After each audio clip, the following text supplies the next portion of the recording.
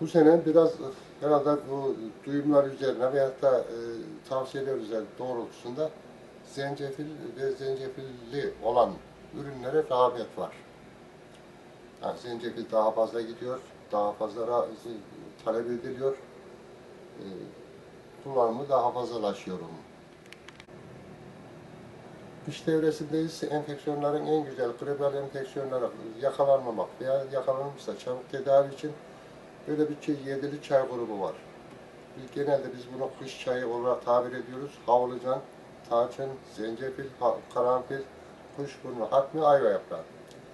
Bunlar baharatlardan biraz atılır, kuşburnu biraz fazla konulur demliğe. Yaprak çiçek konulur, 15 dakika kaynatıp biraz dinlendirilip çay gibi, ıhlamur gibi içilir.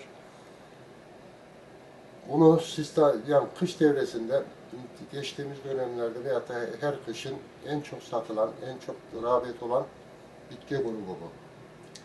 Bunu sistematik kullanıp o kışı enfeksiyona kapılmadan,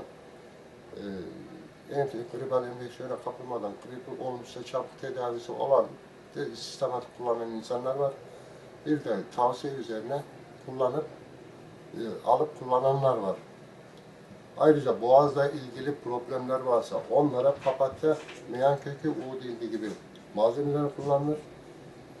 Üst solunumlar, öksürük, astım bronş gibi problemi olanlara da hatmi, ayva yaprağı, sığır kuyruğu, zencefil tozu kullanılır.